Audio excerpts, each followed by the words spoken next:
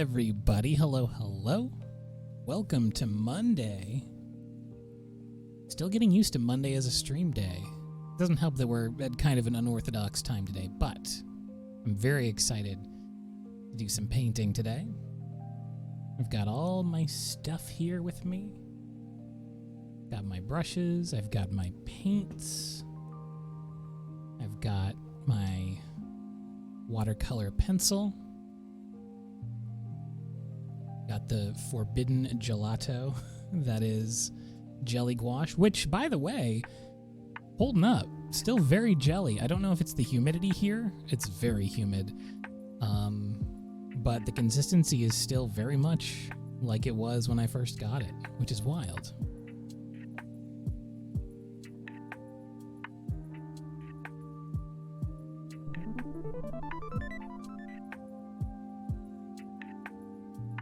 Eve Eternal, hello. I'm so glad you could stop by. Welcome, welcome. And indeed, welcome everyone who's joined since we started. We're just about to get right into it here. Eastern Canada is melting. It's not good here at all. It's very bad, in fact. I was just out in it doing a bunch of errands, and it feels so bad. It's nice in the studio, though. I've got air conditioner running at full blast on its absolute coldest setting. Even with that, I'm still feeling the humidity creeping into the room, which is intense and does affect painting quite a bit, as we might discover here today. But I don't think I'll need to re-wet any surfaces because it's just so darn humid. Apparently it's supposed to get better. In a couple of days, it's supposed to cool out a little bit. Hopefully, fingers crossed, it goes that way. But for now, it's kind of miserable. Thank you. We like to keep things pretty chill in here. Probably partially stemming from my voice and demeanor. I'm a very laid-back individual, to say the least.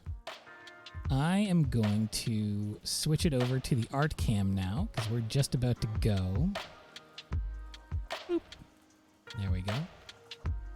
Whenever you notice a flickering of the lights, I'm sure some of you have seen it on previous streams where the lights dim for a second. That's the air conditioner clicking into a different setting, because the AC is on the same circuit as all of my studio lighting, which is intense. Lion, thank you for playing the applause sound effect. I had forgotten completely that I set those sound effects up, and it scared me, which is good. That's kind of the kind of flavor we're trying to bring into the day. So I don't know 100% what I'm doing, but I've got an idea. And I'm going to look back through my phone and see if I can find a very old photograph. It was taken last year, earlier last year. Because I've got a stream coming up. Here's a little teaser. Not a spoiler, but a teaser. Me and one Abby Russell are going to be doing a painting stream together where we're going to do some watercolors at the same time. And there's a particular subject matter that she's very interested in, and I kind of want to channel that energy. I want to channel that nature sort of energy for what she wants to do. Sort of ramp up to that. I'm going to do a little something that I took a photo of last year when I was on my daily trail walks. Found a very nice photo. Let me scroll way back, way back. Thank you for the contributions to the challenge stream. Wow, Lion was 16,000 points into the challenge. We do have a channel point challenge going right now to do a crayon-only art stream, which is going to be very fun. Absolutely thrilled about it. Got my crayons. They're standing by. I'm ready to go when it happens. I think we're over half of the way there now.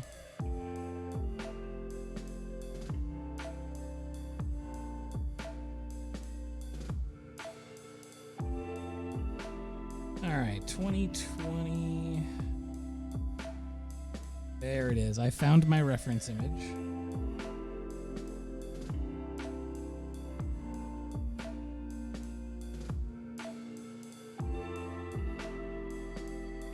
So I'm going to be sharing this reference to the Discord in just a second. Exclamation Discord in the chat if you would like to join our Discord and see the reference images I use as I'm painting, as I tend to put them there in the Art References channel. I'm going to send this one over there right now. Let's see here.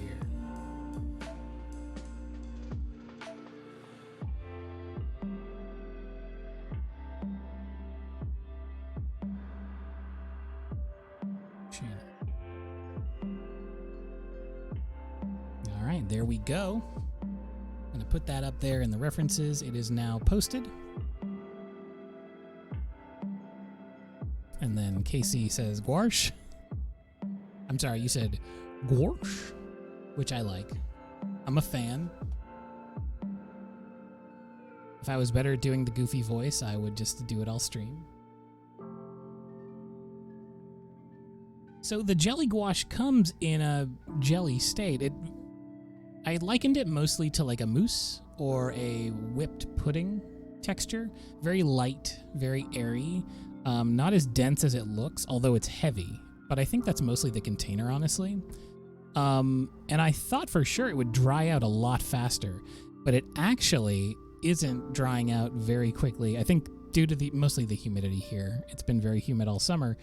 A couple of them are starting to go a little dry. I don't know if you can see it, but the purple up here and the yellow ochre are starting to get a little dry. In fact, you can see where I poked a little hole when I was dipping some color in the last painting. So those ones are starting to go, but the rest of them, the reds, the blues, the greens, certainly still look like day one. They look as jelly-like as on that first day.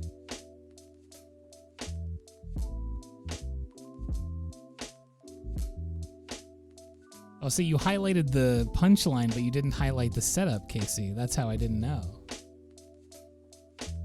It's a very funny joke, though. I'm a fan. So I've got all my stuff ready to go. I've got my reference, as you can see in the Art References section. So I'm going to just start sketching here. Just get right in. Now, in the original reference image, it is a vertical picture. I need to change it to a horizontal composition, so a couple of things need to change here. But I want to get the figure of the drawing, so to speak, which is going to be this lovely cow. I'm very roughly going to just block in where the cow is. And then we'll work from there backwards to kind of the accoutrement around the image. So the reference image we're doing today is a photo that I took last year when I was out on the walking trail of a very beautiful cow. So there's this one part on the trail where if you look through the trees, there's a feeding trough, and that's where the cows go every day to go get fed and watered. And they tend to come over around noon time. They all come over and have their lunch together. And this one time when I was walking there was one just real close up. And so I just walked through into the trees a little bit and I snapped a pic of it. And it looked over at me.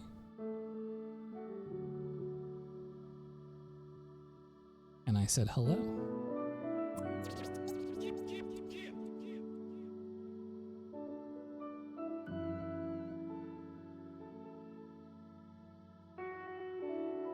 And last year there was many new calves. And all the cows were teaching them, I presume, the best grazing spots and things like that. And it was very cute to see all the grown cows leading the babies around, showing them all the spots.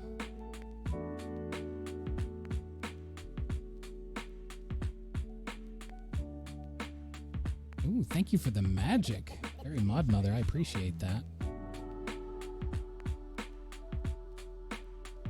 Could always use a little bit of magic.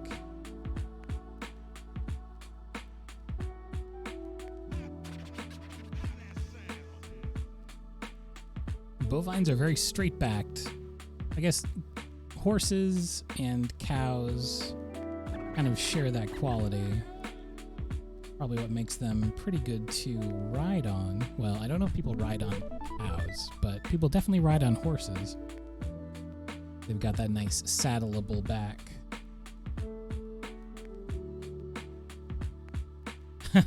I love when the... Oh, thank you, Fairy Mod Mother, so much for the bits. I really appreciate that. I love when a new icon drops into the jar and it sends all the other pieces just flying absolutely everywhere. But thank you so much. I really appreciate that. So we've got straight shapes, we've got round shapes. And most importantly, for this nice little cow, we've got an interesting color mixture, because the cow is a very warm color, a nice, I would say, light chocolate. And everything around the cow is green and lush, yellow, verdant grass behind, and then dark, deep, bluish green for all the leaves we're going to be drawing in front.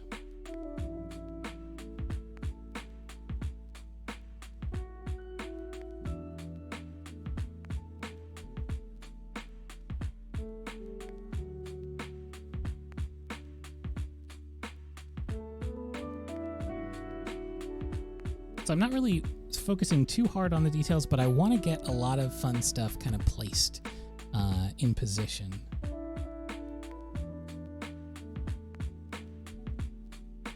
I want to make sure that all the little shadows have their spot.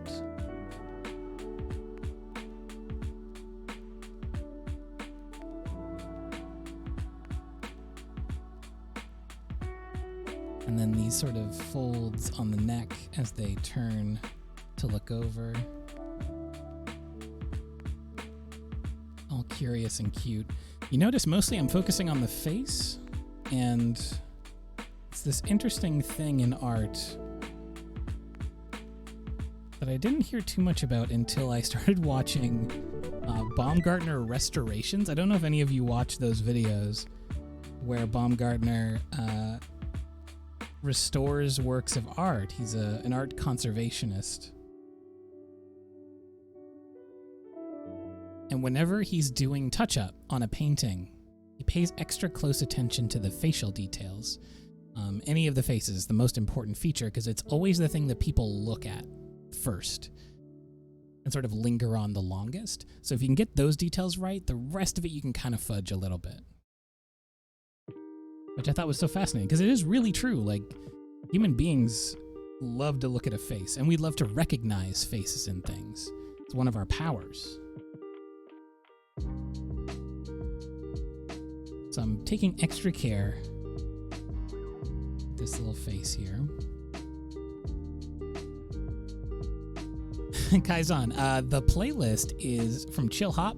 I'm listening on Spotify right now, and this one on their list of playlists is called Instrumental Beats for Streamers 2021 Lo-Fi Chill Hop Beats. Kind of transitioned into my radio voice there a little bit. But yeah, it's a really nice playlist that doesn't have a lot of vocal samples, which is kind of nice. It's especially good if you're doing anything that requires reading or writing. I don't know about you, but I find that when I'm writing something, I can't listen to a lot of stuff with lyrics because it kind of messes with my train of thought. Not so much when I'm drawing. I can like listen and sing along to all sorts of lyrics then. But I do like to get out the radio voice from time to time. Coming in at number 1, Lo-Fi Chill Hop Beats. Okay, so we've got our cow here, and now I'm going to put up these little, there's sort of little, I guess it's a fence post or a barrier of some sort. It's kind of hard to tell through the trees and foliage, but it's these little posts of wood. And they're kind of just a nice border area. Something to break up the rest of the composition in front of the cow here. And then we have the trough that they're standing by. Goes across like that.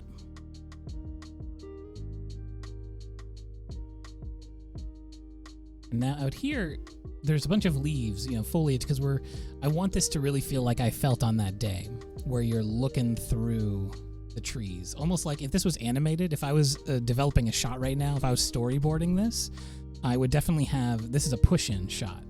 And as it's pushing in, I would direct the foliage in front to separate as the camera pushes in. Because that's kind of how it felt on the day. I was pushing my way through the trees and the canopy and the foliage so that I could get a better shot of this cow. But there's still some leaves in front. And specifically, there's one maple leaf that's almost obstructing part of the cow's facial features, which I think is so cute. That's a pushing shot. Yeah, there's a big round cat in there.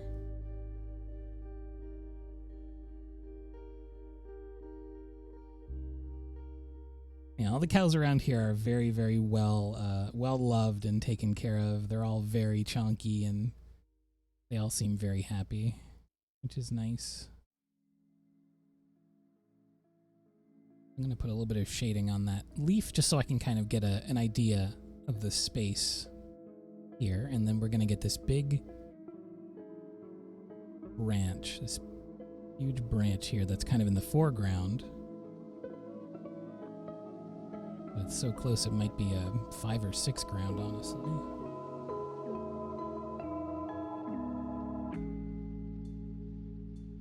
And then we've got branches coming down and separating and swooping all around here.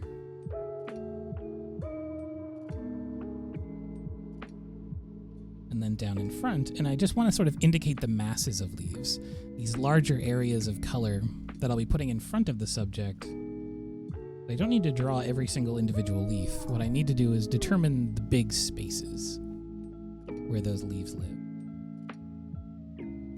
Do I still work in animation from time to time? Absolutely I do. Done some animated stuff relatively recently.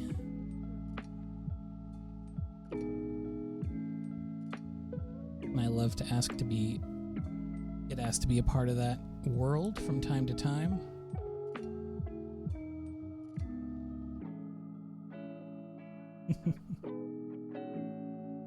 Giggle, giggle.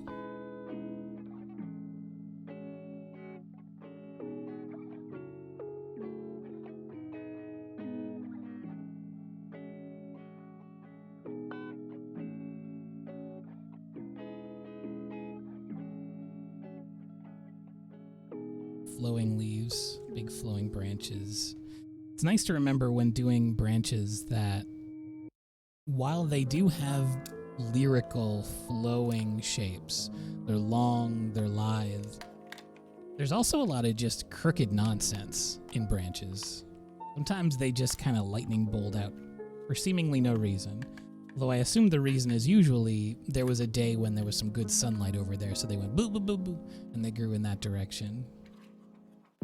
You can quote me on that.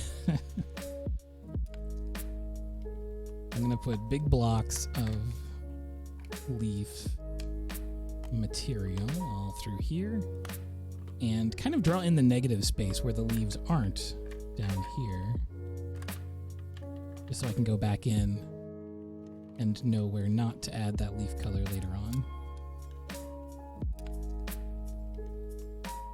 My favorite things to draw when I'm doing landscape paintings, trees primarily. I love painting like the bark of trees.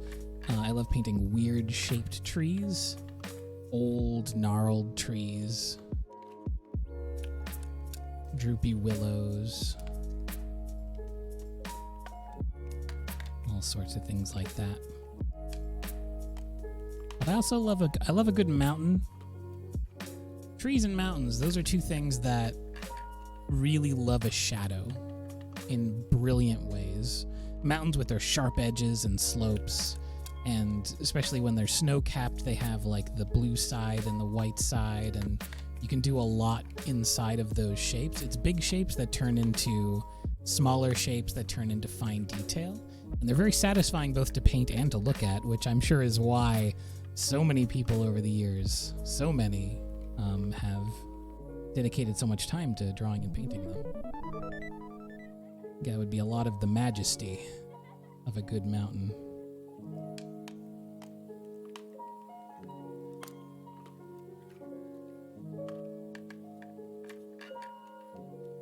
But I do love a tree. And there's just so many beautiful trees around where I live. I'm always inspired by them.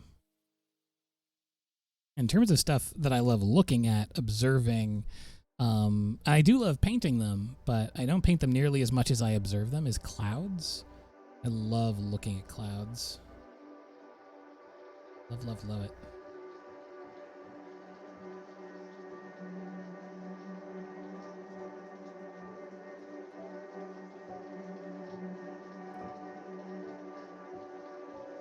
My favorite nature soundtracks are the ones of trees going boo, boo, boo, boo while they grow. True. The thing, people always talk about like grass growing as a boring thing. That's an example of something boring, but they're just not listening to the grass. If they were, they would feel joy. Pure and simple.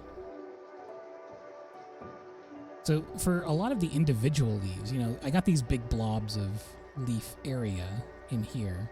Just like this is all leaves, kind of like blocking them in like that. But in the areas where the leaves are actually, you know, bold against the background, that's when I really focus on trying to get the shape right. Thankfully, a maple leaf is not that hard to draw, especially if you grew up in Canada and saw a lot of maple leaf flags over the years. Kind of have the idea emblazoned in your mind.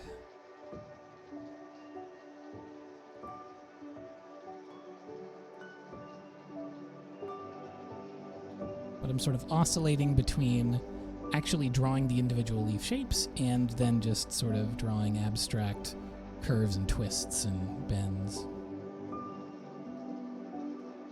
And we'll be putting lots of different shades of green up there in that area. Now over here we've got more mapley goodness.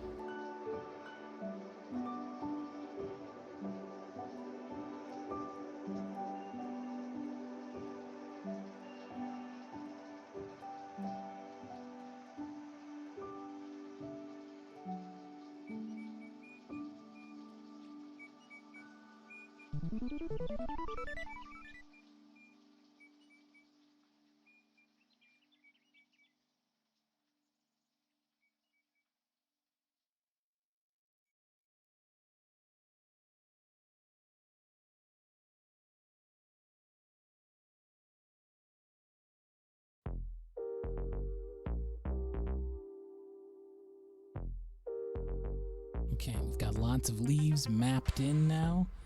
And put some more down here. Finish off the compositional elements.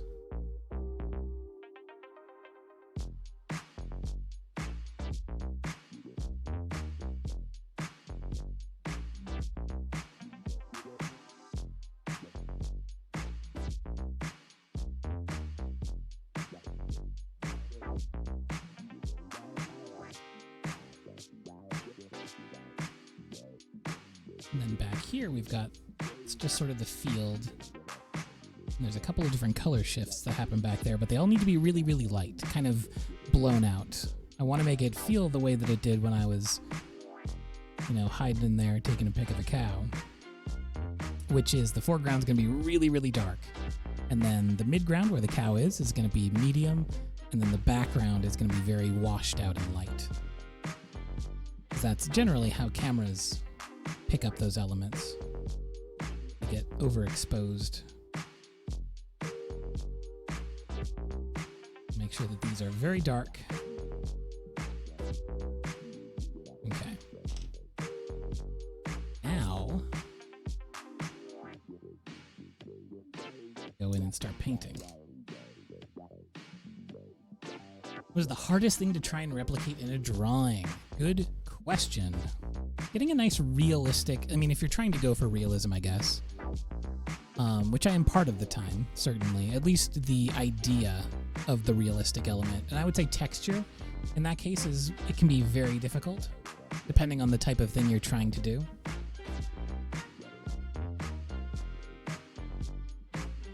Things like the surface of a street, concrete brick, And there are lots of very fun and clever ways around that sort of thing.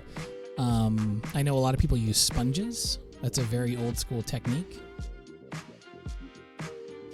I remember being so surprised when I saw a documentary about the artwork of Ivan Earl, who did the backgrounds for Sleeping Beauty and is just one of the best painters of all time, in my opinion. And he's a very textural painter. And he used a lot of sponges in his work, which was really wild because when I saw that documentary, I thought, I haven't seen anyone apply texture with a sponge since I was a kid, and I saw my grandma making like crafts and things, and she would do it on there, add little sponge textures and things. But I never thought of it as a fine art technique. And I'm sure there's just so many things like that where you kind of assume that for a fine artist it's all brushes and, if there's a fine detail, then they just get in there with a microscope and they peck away for 100 million years. And some people do. But also, there's just a bunch of shortcuts. And the real professional artists because they know all the shortcuts. Because they don't want to work all the time. Alright, so I got my brushes primed, which I just dipped them in some water, got them fully saturated so they can hold paint and water. And I'm just going to get right into it.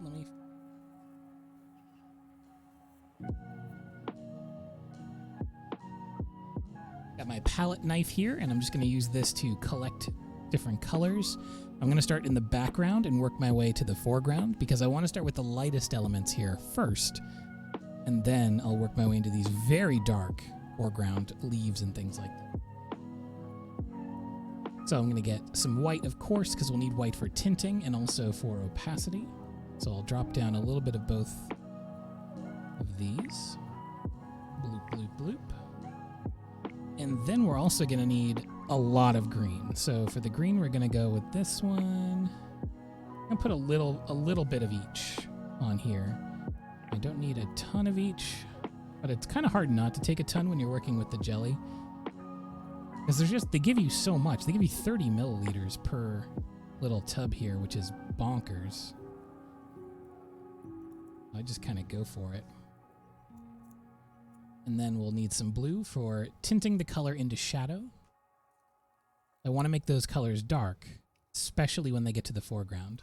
Now, blue is a great way to tint that and darken, but the best way to darken a green, say it with me, red. That's right. The opposite on the color wheel from green is red, and if you mix red and green, they will gray out, and they will turn to a very dark, almost black color.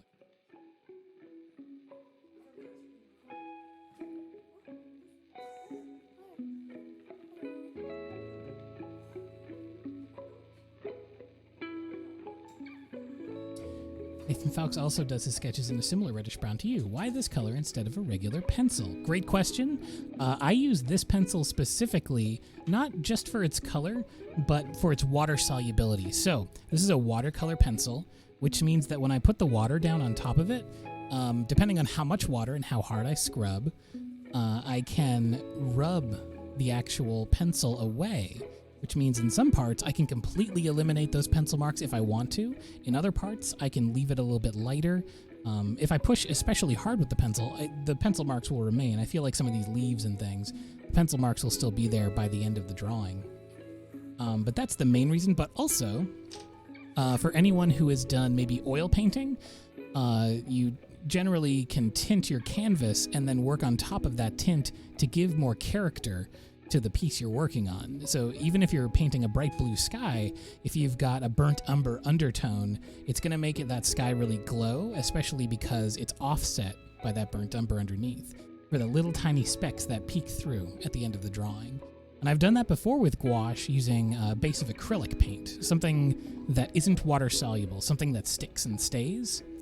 But for the pencil, it's basically just a thing of, if I put water down on this and scrub, I can erase it, but I can also dilute it. So it just disperses and stains the paper like watercolor does, and then it'll stay there and act as a stain just like for oils. So if I paint down the bright greens later on, there'll be little tiny specks of that burnt umber shining through, offsetting it and making it feel more rich and brilliant and warm and glowy, which is really nice. That's the main reason. I would like to get some more colors, though. I just could only afford 2 pencils when I was visiting LA. I only had enough budget to get a blue and a brown, but the next time I go down to Kinokuniya, which is where I got these, I'm going to get a bunch more, whole bunch more. So there's only a couple more colors I really want in this set here. Just the tiniest dab of purple to offset some of those shadow colors, because we don't want all of our shadow colors being exactly the same. Light is filtering down through those trees, and that means that you're going to get some of that reflected blue light from the sky, but you're also going to get light bouncing off of other things, and so I want different colors to reflect that. I want the light to break, basically, as it comes down, prism style. And then we want some color for the cow, so I'm just going to get a little bit of burnt umber. I don't need too much for this, because the cow is going to be a pretty thin layer.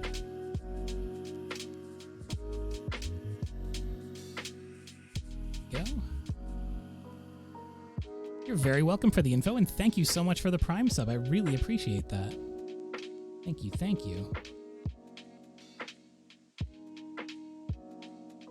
Okay, so we've got a wide variety of different colors on the palette here, almost an entire rainbow of colors to start working from, so let's just get on in. So for our first thing, I want to wet down, as I was saying before, I want to put a nice layer of clean water right on the old canvas. Hey, Pachi, how's it going? Yeah, I think a lot of people are quiet because it's so hot. Also, some of our usual European crew is in Dreamland now. We started a little late today.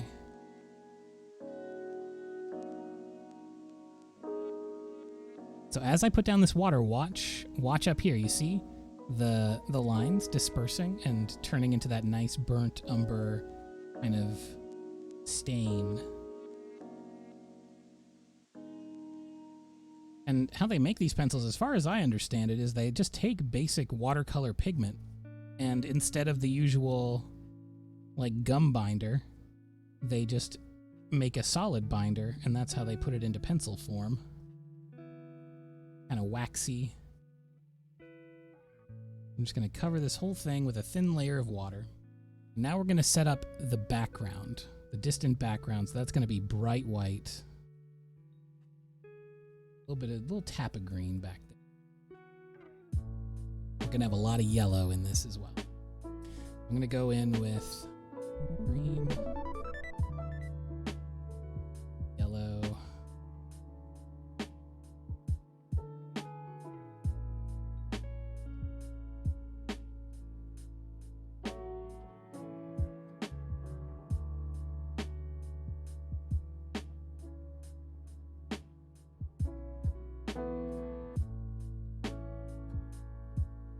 but always keeping it very light, very white tinted, because we want the foreground to be the dark part, and we also want the cow to stand out as a figure on this surface.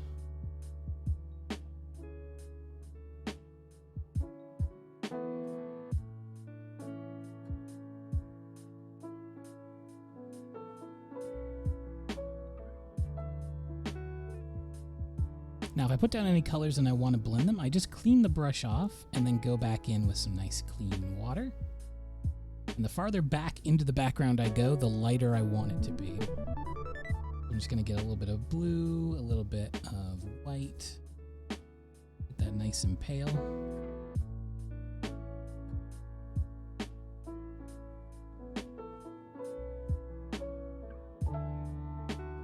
Warm and light is the key for this background. Only because I know and have basically planned for the foreground leaves to be dark and cool in color, even though they're also green.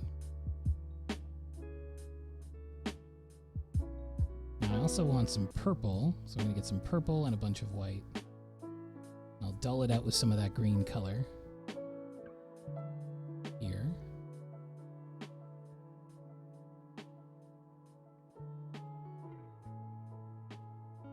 And again, if I just dip back into the water, clean off the brush, and have a damp brush, I can blend two edges together. Get a nice smooth transition.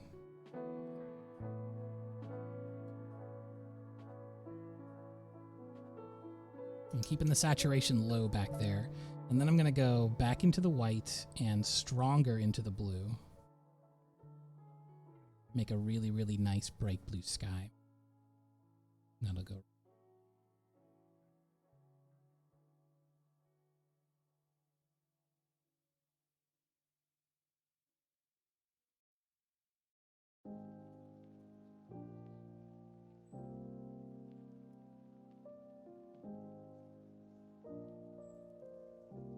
Oh, thank you, Lyra. I totally forgot the stretch timer.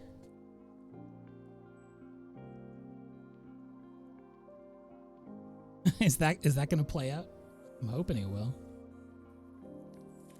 Oh no, it's not reading it. Why didn't it read it? I could try reading it in a robot voice.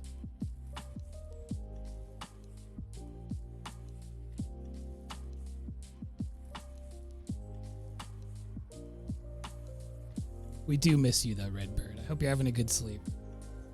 Okay, I'm setting the stretch timer. But since I was so late to start it, I am actually going to take a stretch break now. So let's stretch for a very quick moment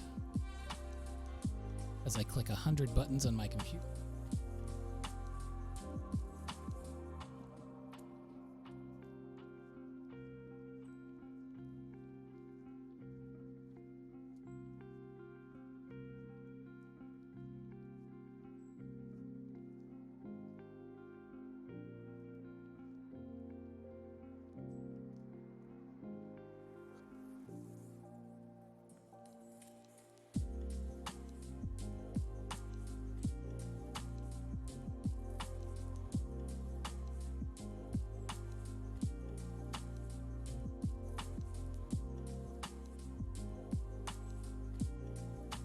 Yes, indeed, I am using Artx, ARRTX, which as far as I can tell is exactly the same as Hemi. I mean, it's the same packaging, so I assume it's compositionally very similar, if not exactly the same.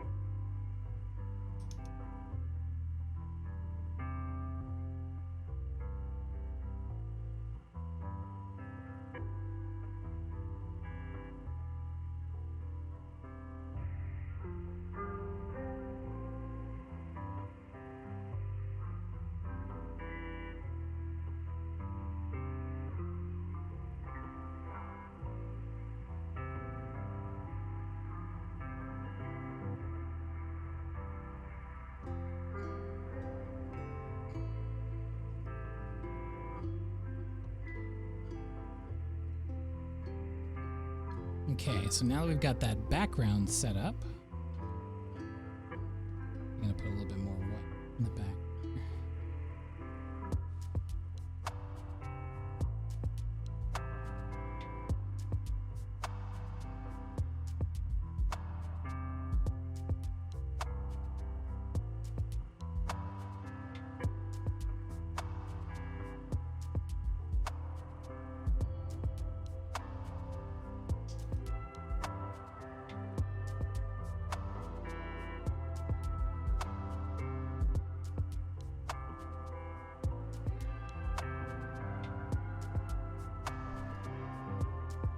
It's true. I did a lot of overhauling on the main page. So there's all sorts of little thingies and buttons, and you can do donations at all sorts of different levels. Although know that you don't have to donate at those levels. I just wanted to put special incentives in case anyone decides to. Because I have had people ask about, like, do you ever stream commissions? And generally I don't. But if someone decided that they wanted to, like, give permission for a commission to be done on stream live, that it is an option. Or if you just want a page out of the old sketchbook, you want to kind of skip the line for winning a giveaway, essentially.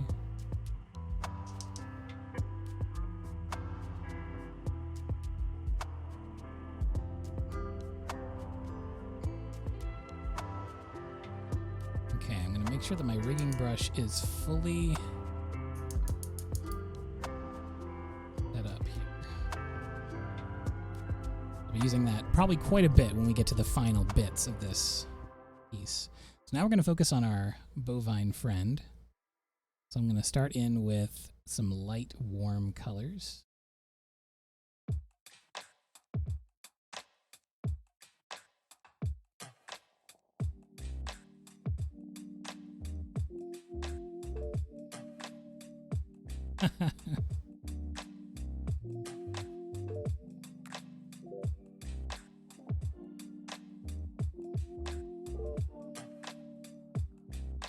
I got that nice, warm, and if I can, I'm going to try to push it even warmer than it actually appears in the picture.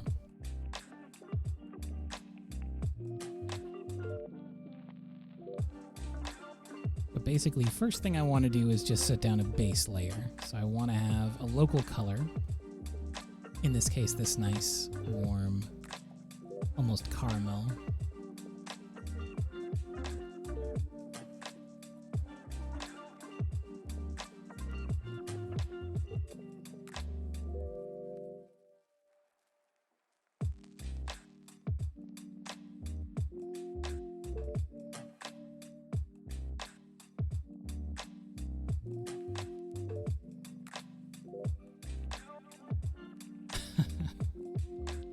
Oops.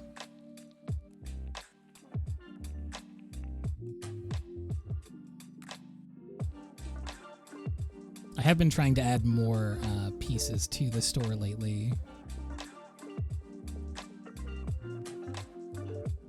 but it's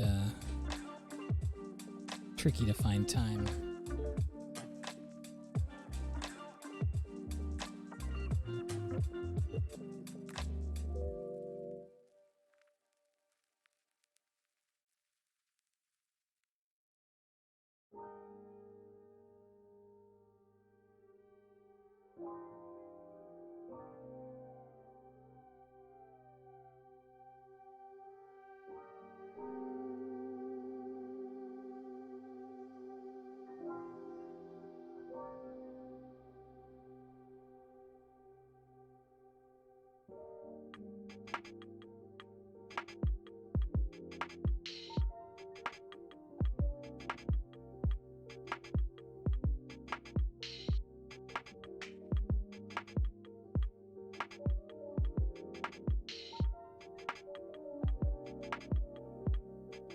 Pride cow. I like the vibe of that.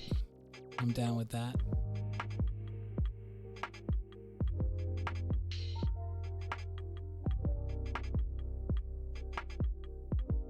I'm putting primarily this bright red tone right next to or in the middle of areas where there's going to be quite a bit of shadow on the cow.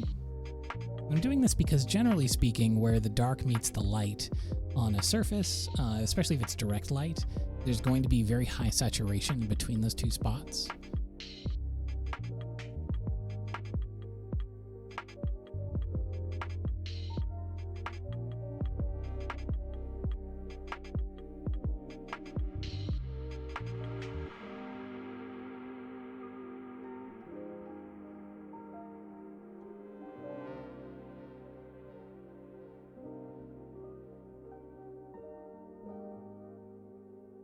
to go in and get some blue and some red and mix together a nice, deep, robust, warm purple. We'll try to angle on the side of warm color for that.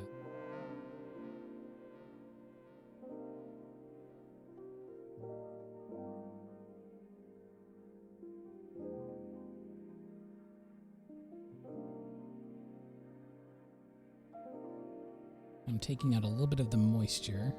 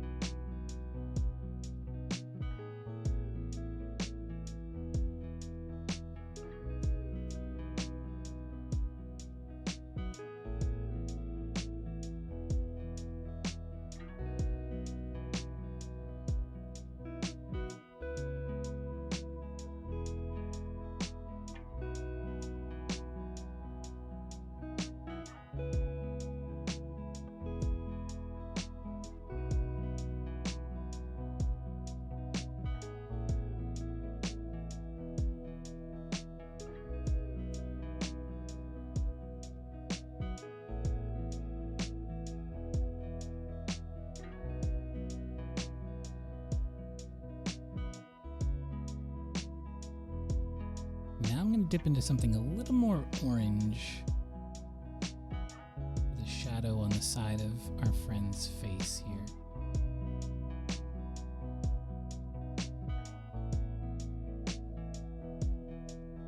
Some of that reflected light.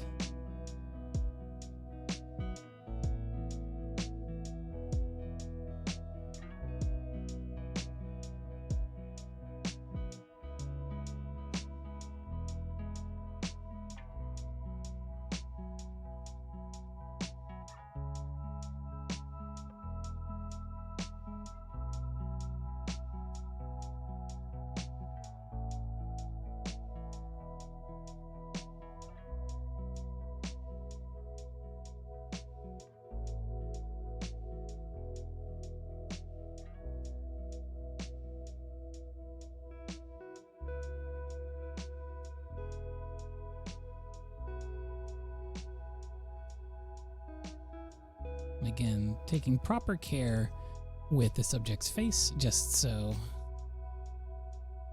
and really give that impact when people first see it. I know they'll be going right for the face. Cute face, friendly cow.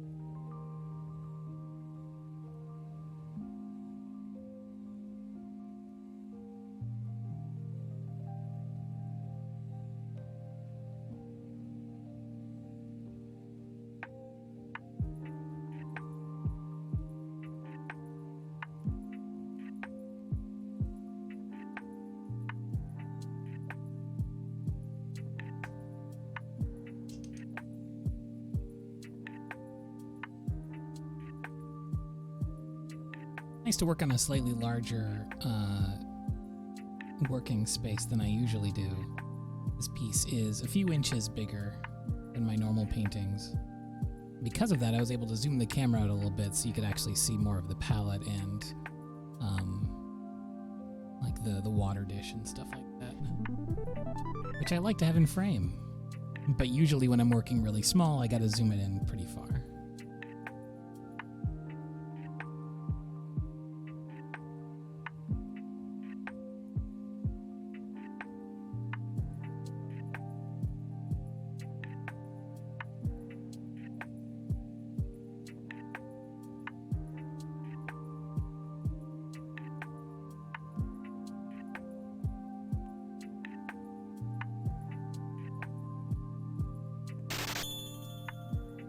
I would like to own that botanical garden stone mask painting.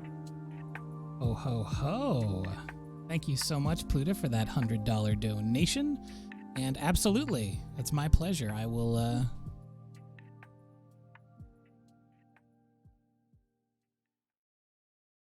for a journey down memory lane so that I can earmark it for you. I think it is in this collection. Sure is. So there is our little friend. So I will sign that and send you a whisper right now.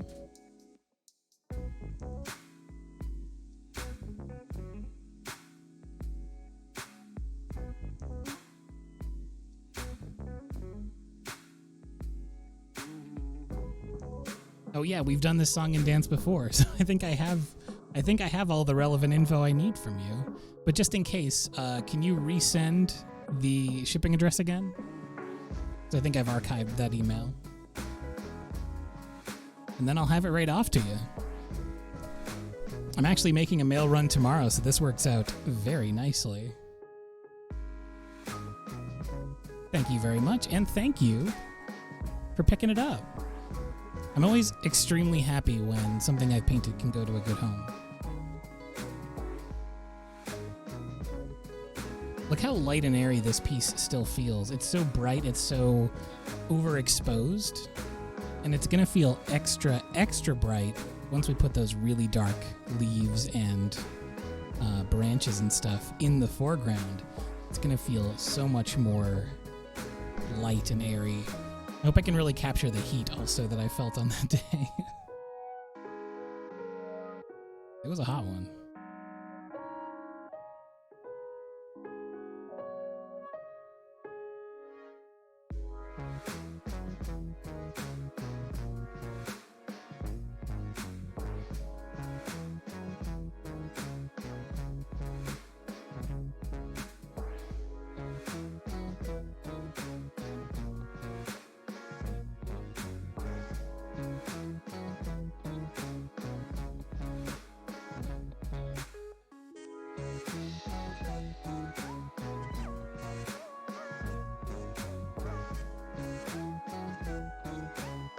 Trying to get some of that reflected light back up on the cow's face, but I don't necessarily want to just use the same golden colors that are present everywhere else in the figure.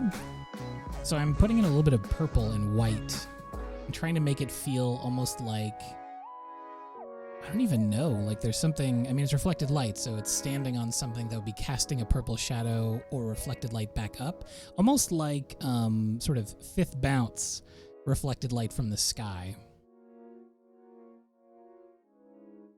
I watched a really good YouTube video recently that talked about reflected light and ambient occlusion and all that kind of stuff, talking about how the particles from the light, you know, come off the sky, bounce off the ground, back up into another thing, off another thing, and every time they do that, they pick up the local color from whatever they bounce to, all the photons, so they're like mixing and spreading that color all around the scene, and each time they do that, they also get half as bright. And if you can keep kind of the basic idea of that in mind, then you can create some really interesting glowing light effects. Pretty fascinating stuff. I think I might have linked that one, or at least that channel on the tutorials page. I'll have to check later, but in the Discord, we have a thing called the Reference Den, where if you have any cool YouTube tutorials or any walkthroughs or anything like that, any tips, you can place them in there.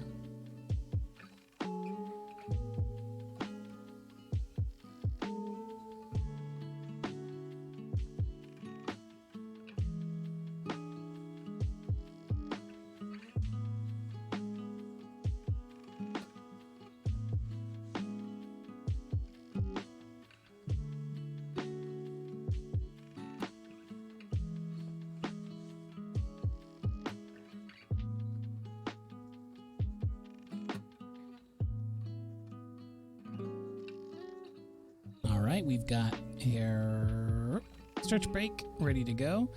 I'm going to once again stand on up, stretch it out.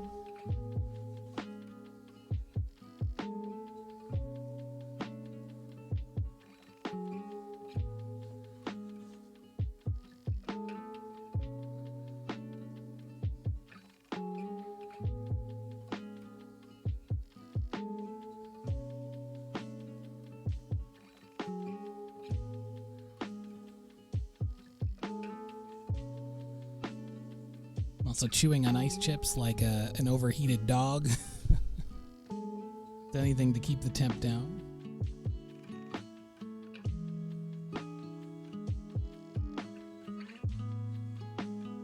Right. Beautiful, beautiful, beautiful. So let's put some color and texture on these little posts in front of the cow, and then we can start blocking in some of the foreground elements, which is going to be very exciting.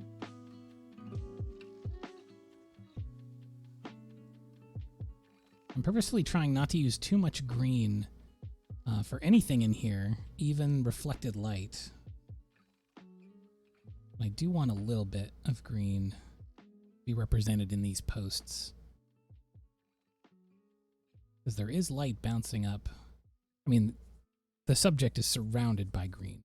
There's a lot of grasses, and there's also the brilliant foliage going to be hanging all around them.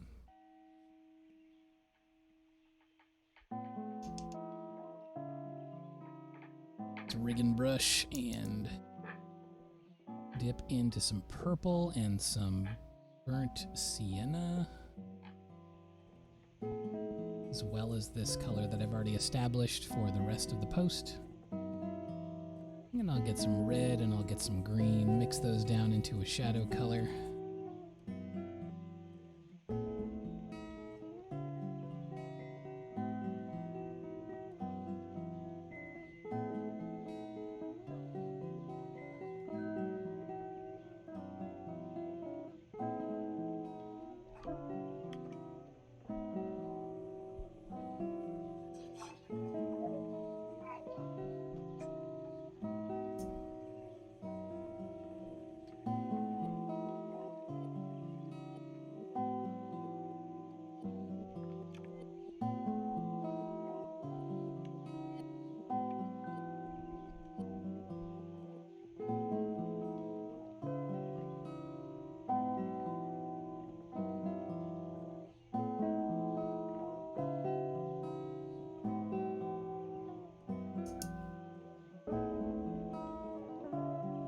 Now, as a general rule, what I like to do in terms of tightening up the values for back, mid, and foreground is I don't like to do them all at the same time. I kind of take the building an IKEA table approach, and the instructions of building an IKEA table, they always tell you not to like tighten all the screws fully until you've got all the screws in place.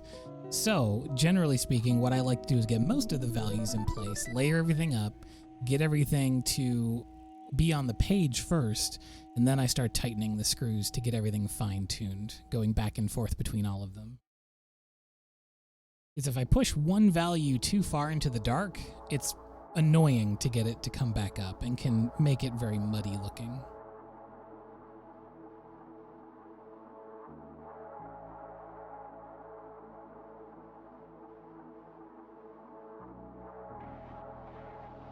So, let's get some leaves painted in. Very excited for this part because this is going to be most of the composition is surrounded by those leaf forms, right? So I'm going to go in with... Oh, actually, I should do the trough first because that lays behind those leaves. The trough is like a sandy color. Let's go in with some of this.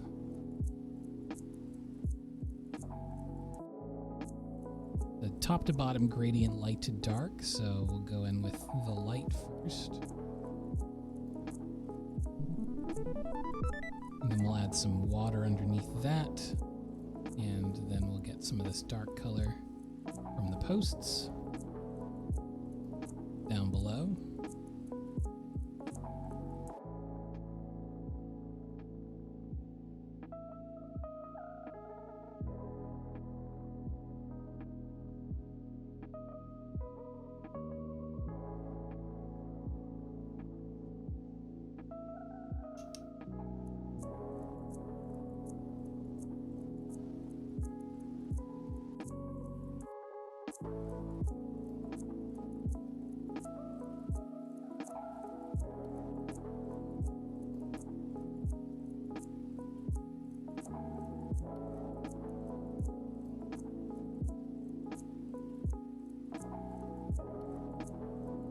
There's some kind of like rusty, like weathering, I guess it is. I mean, this thing does sit out in the sun all day and in the rain.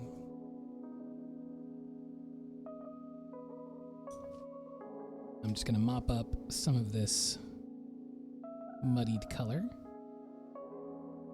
Bloop, bloop, bloop. Beautiful.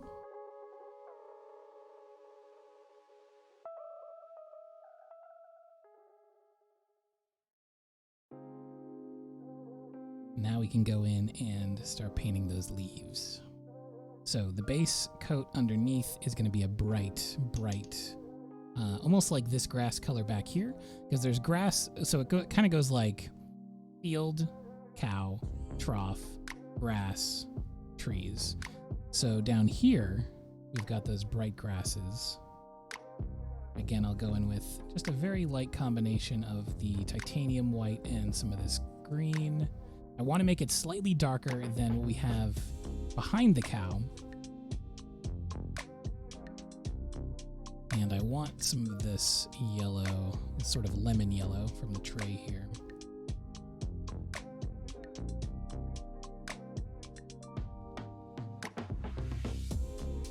These grasses are still in the sunlight, so they have warmth on them.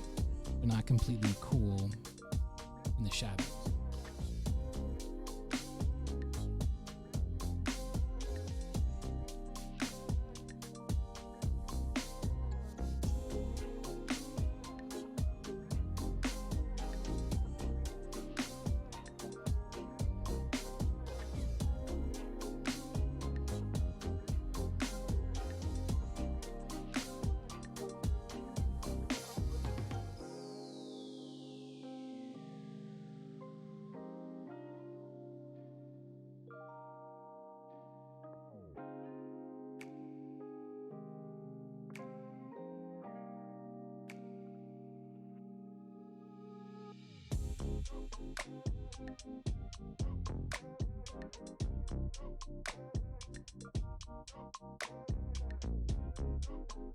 And again, we don't need to put too much detail emphasis on those forms, mostly because a lot of this is getting covered up anyway. But I want to at least, you know, if you're looking between the leaves, you want to be able to see something. But a lot of this will get covered up by those darker leaf forms. We've already got green here on the palette, so it's time to just push it as dark as we can. Well, not quite as dark as we can yet, but we want a much darker value. Like, we're going darker than the background and the midground.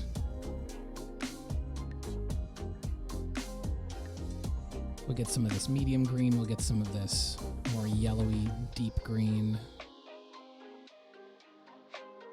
And some of this yellow as well, because we want to do the distant leaves first.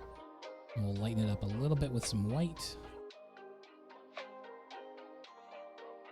And we're going to look for the biggest areas first. And the biggest areas would be We got the big leaf here and then here.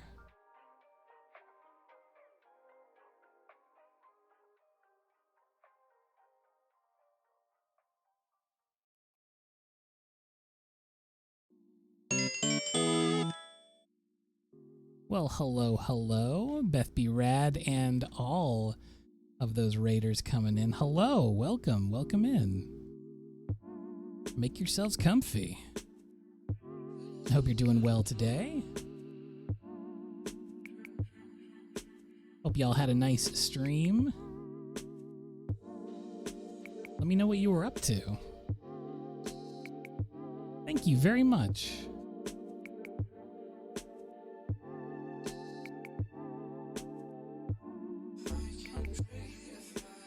We have got the pristine vibes going on in here today. Everybody laying low. It is extremely hot, so we are just taking it easy, doing some nice nature painting.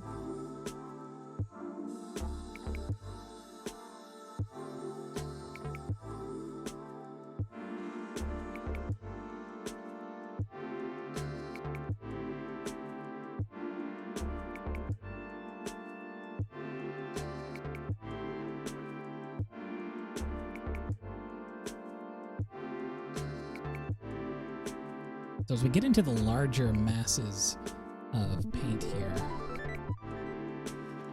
I'm just pushing harder on the brush to kind of blob out those spaces. Big blocks.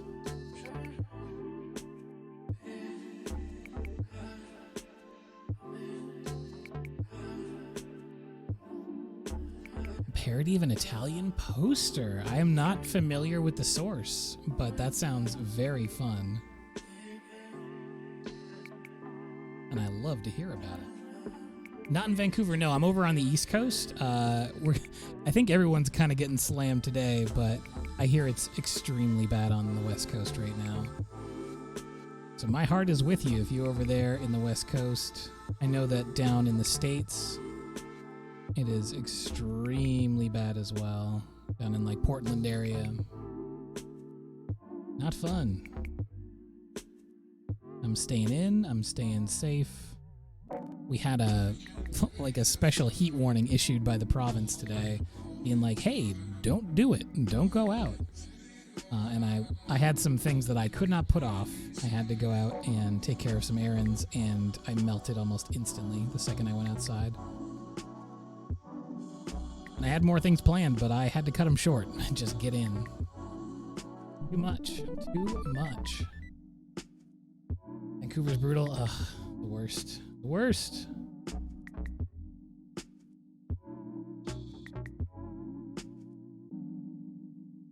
That's really the thing. It's been this terrible combination, especially today is kind of the culmination of it, of just really high temperature, but also unbelievably high humidity. So it feels kind of like swimming in boiling water the second you step outside, which is not great.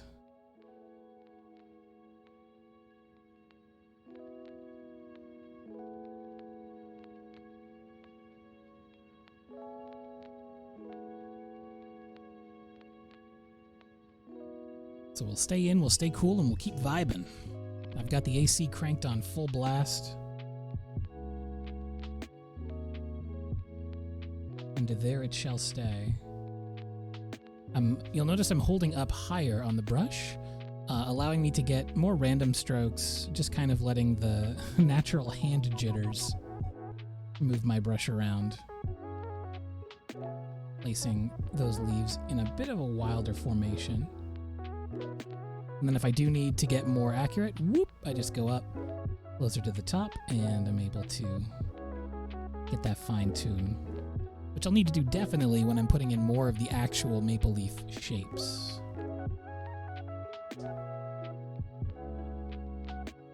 So, I need to also keep in mind that all these leaves don't have the same value nor color on them. So, as I move upward in the picture, I need to darken that color out and start working on the deeper values in front. If I do that while the paint is still wet, I can get some pretty nice gradients. But I also want spots where the paint moves out in front just to keep things interesting.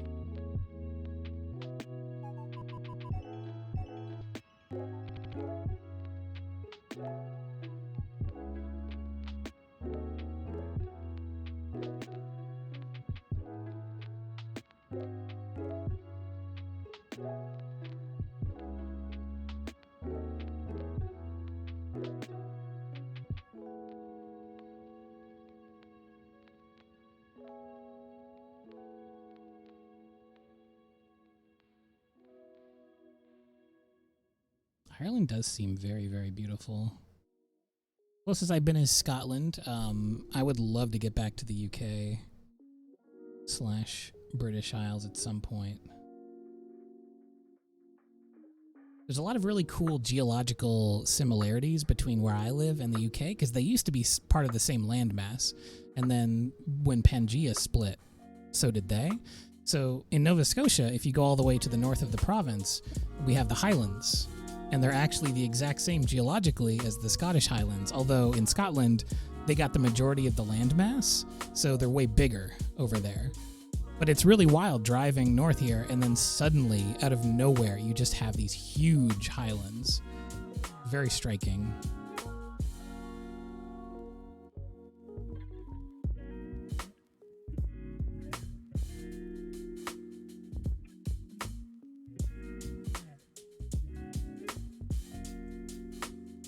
So as we go further up, we're going to just darken the value of the color and also make it a little bit more blue.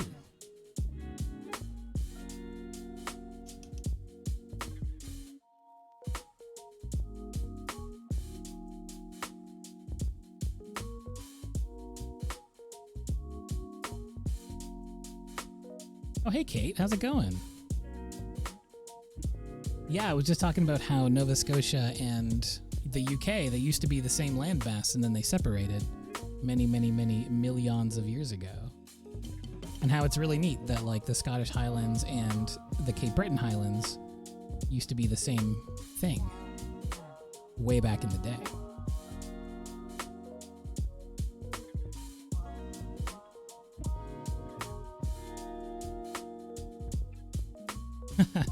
Yeah, you can never quite escape it, unfortunately. And you got to be careful, because if you move too far west, you're going to make it to British Columbia, and then you're back in Britain again.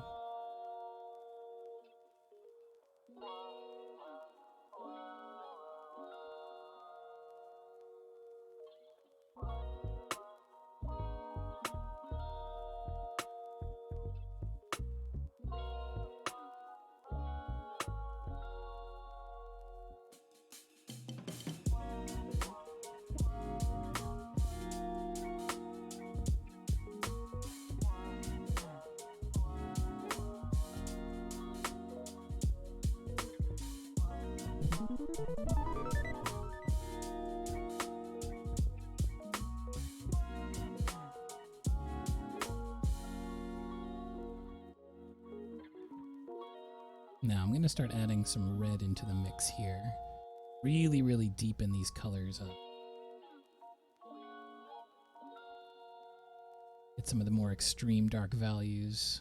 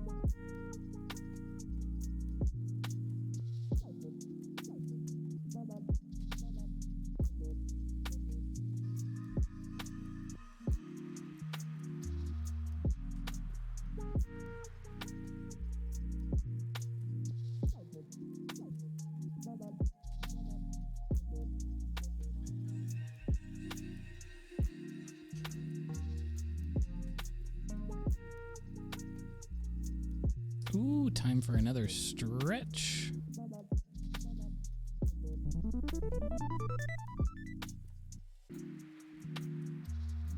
All right.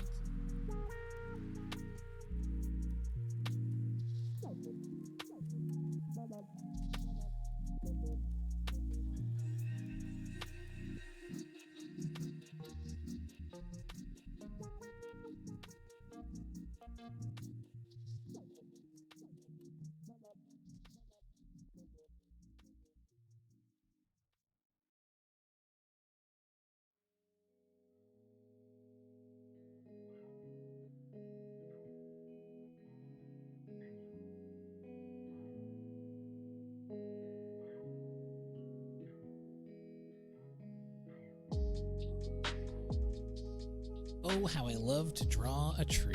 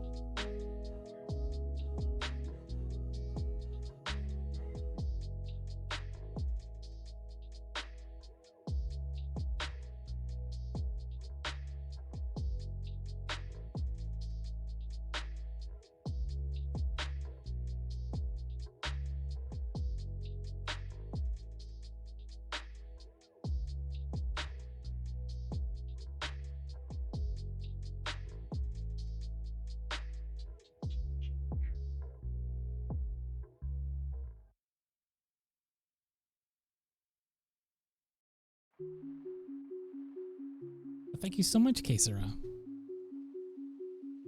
And have a good night, Lyra.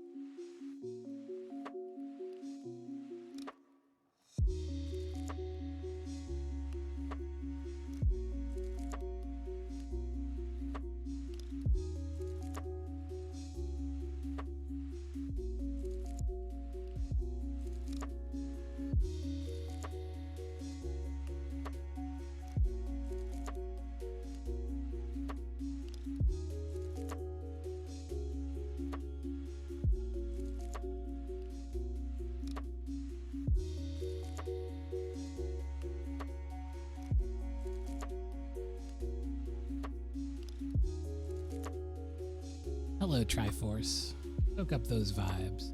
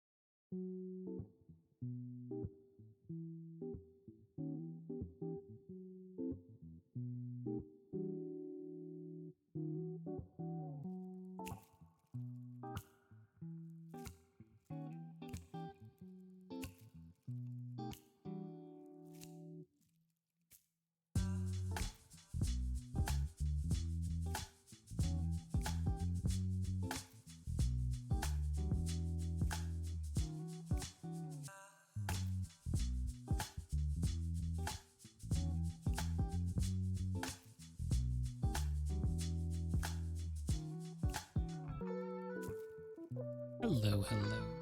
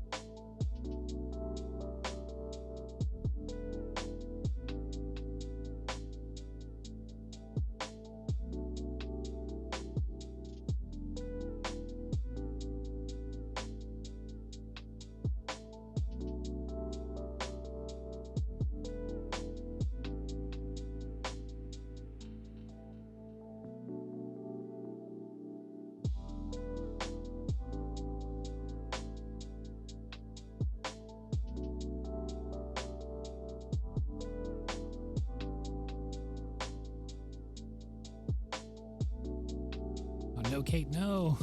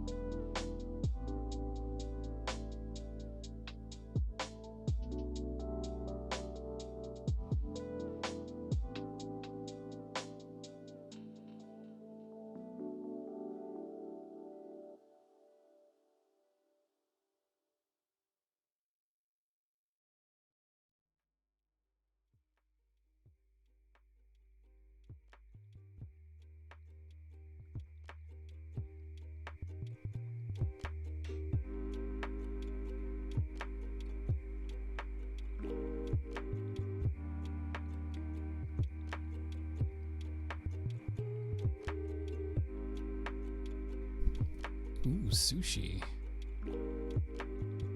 That sounds quite nice.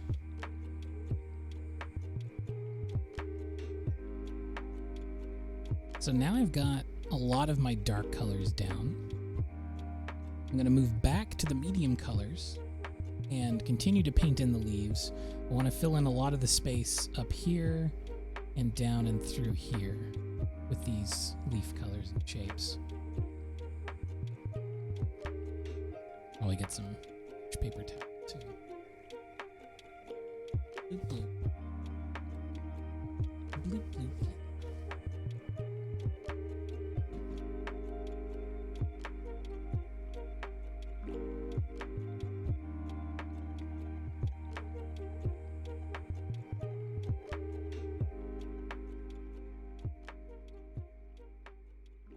All right.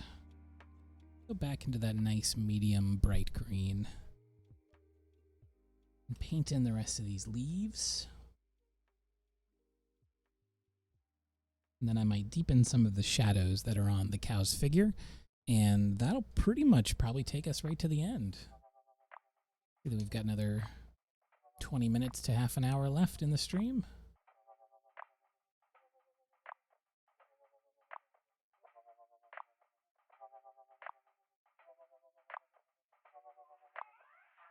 Build up a nice medium green.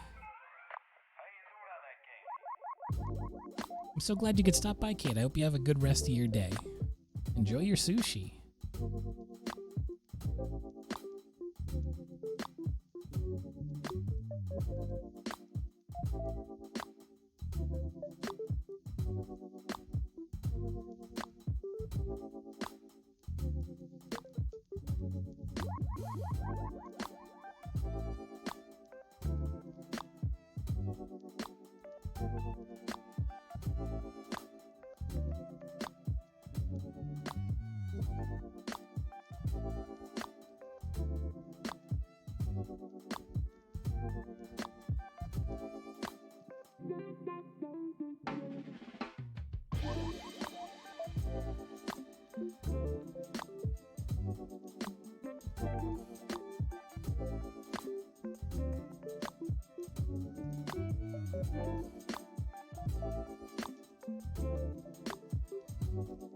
Ooh, that sounds really good. Y'all making me hungry. It's getting to around that point in the stream where I start thinking about supper. I need to start like some kind of a counter or alarm whenever I say that phrase during a stream, because I feel like at least once a stream I always say, "You've got me thinking about supper." It's true. People start talking about food about 3/4 of the way in. My stomach gets rumbling.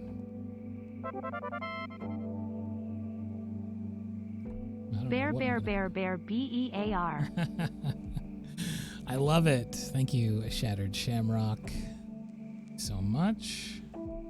Bear, indeed. I'm very glad that I turned on that text-to-speech gizmo.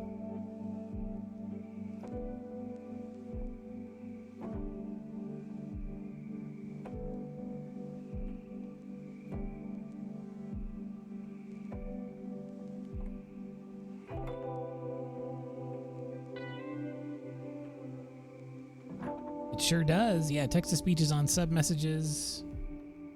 I'm not sure exactly how it works because I thought I had it turned on for everything, but it didn't seem to work for the bits earlier. It might be like a bit amount that you have to hit a threshold or something. I'm trying to remember.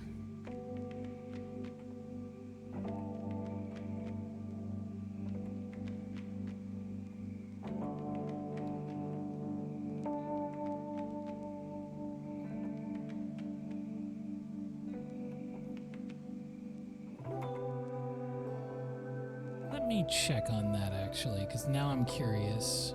Properties of my browser source.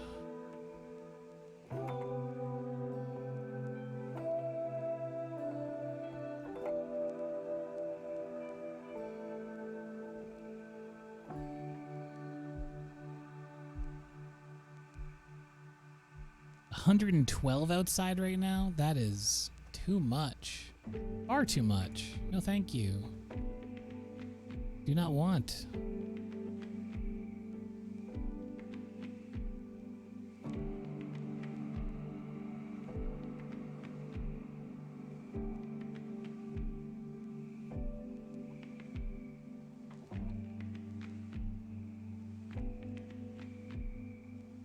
I've already completely forgotten how the sound alerts thing works. Alert box? Perhaps.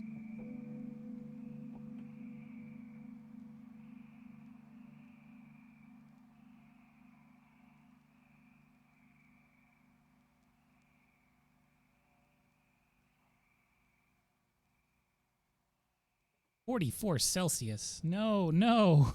Stop saying these high temperature numbers. I'm gonna start to melt.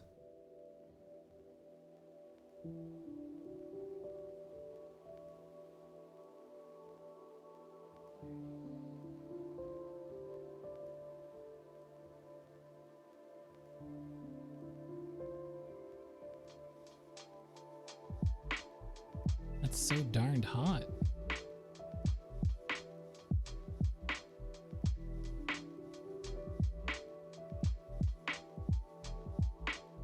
Yeah, hydration is key.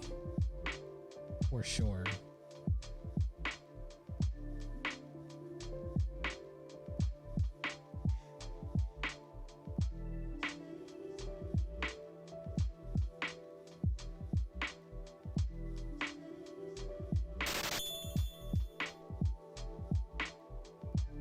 Okay, so it's not 100.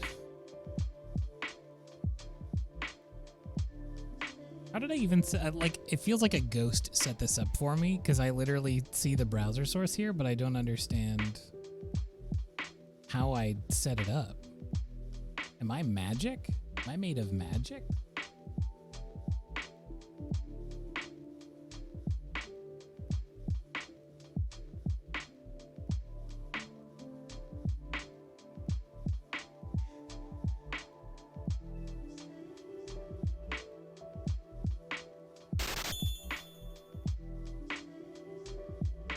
It might be 500. Before you donate any more bits, let me let me try to figure out how the heck this works. Custom alerts for your stream. It's not what I want.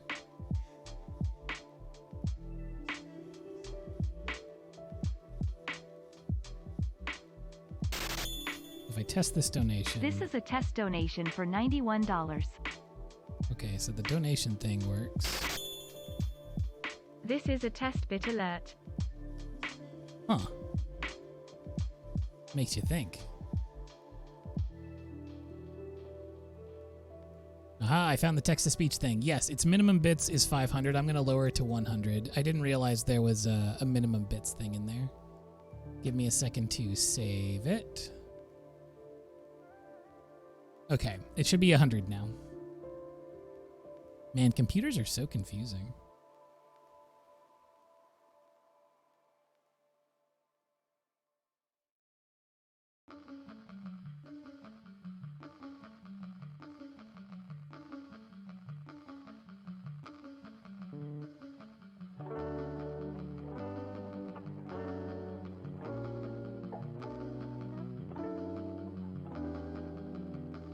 I'm glad that you pointed that out, though, because the whole idea of it was to be an easy way to have a fun little alert pop up. And if a bunch of people had started doing it and been like, well, it sure doesn't seem to work at all.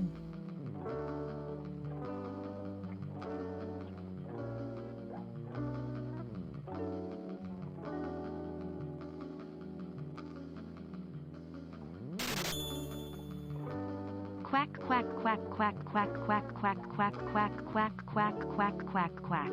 And so it begins. Quack, quack, quack, everybody.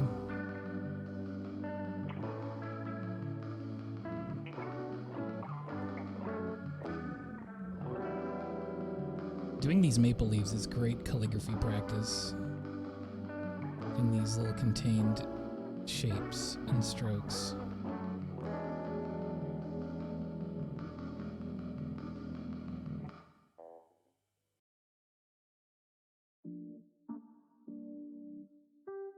They don't need to be precise, but they do need to at least have the idea of the shapes.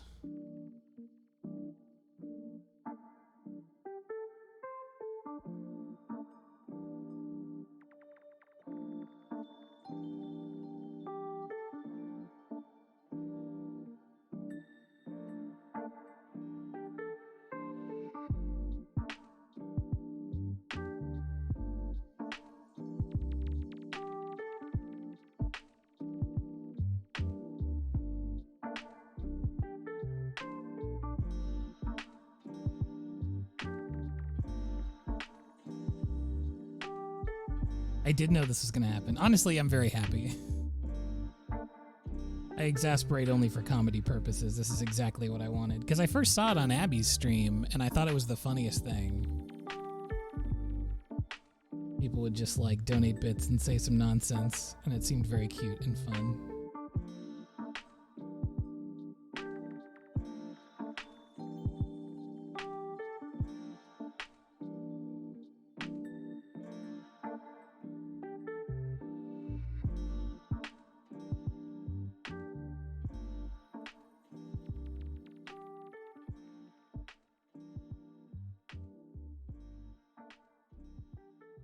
Exactly. I want lots of fun ways for folks to play along.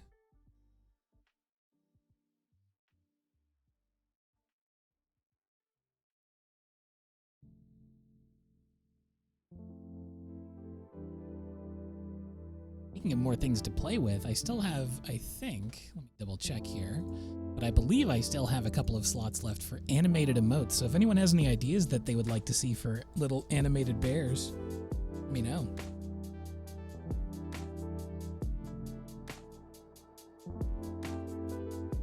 Looks like I have 2 slots open. Oh yeah, because we have floaty, stretch, and burn.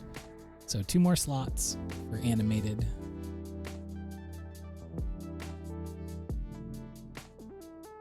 No, I don't think our little channel voice has a name.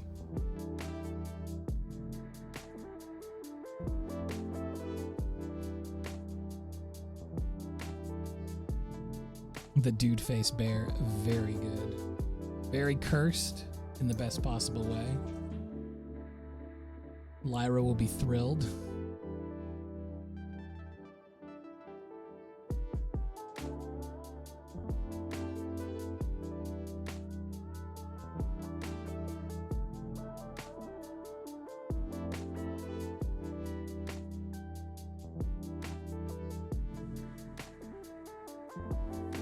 Abby's was Kathy, but changed to Kirthy when the voice changed. That's good. That is very good. Winnie's cute. I like Winnie.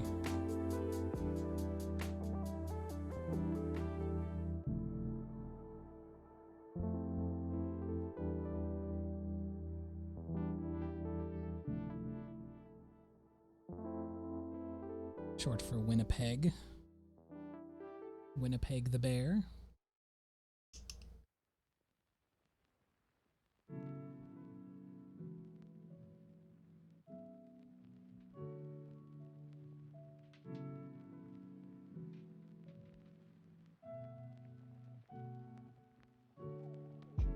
Winnipeggy.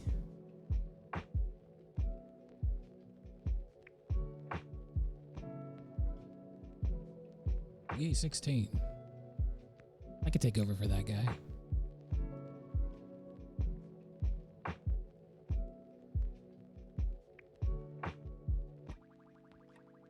Finding a little bit of textural flavor up here on the branch.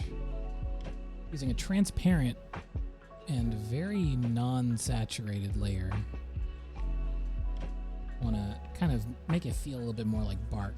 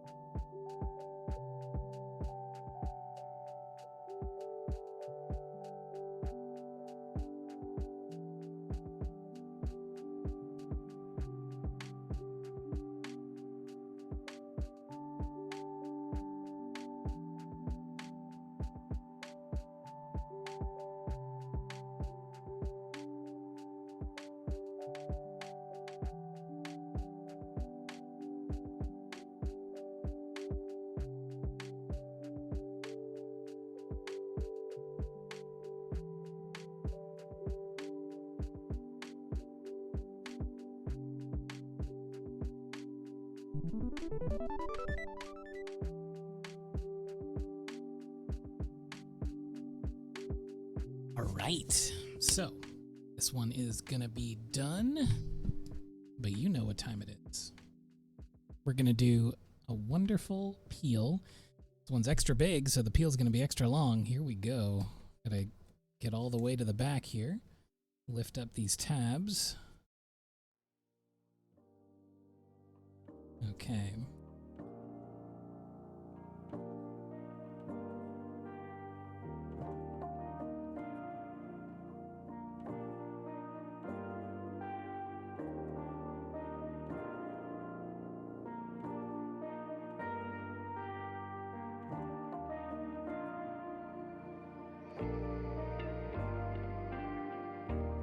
Is cow o'clock. Let's go.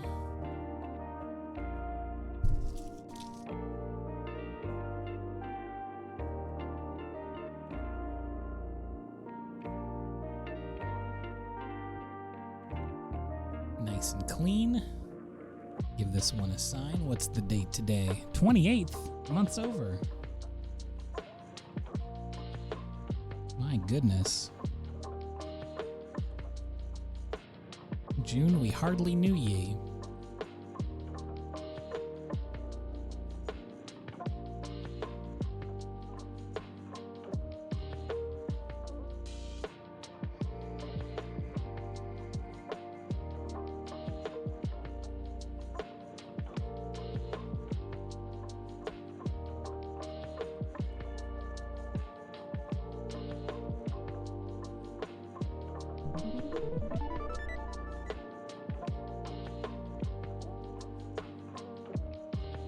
thank you so much for stopping by and hanging out with me, everybody. It was a real pleasure as always. I'll be back tomorrow. Same thing, more gouache, more fun.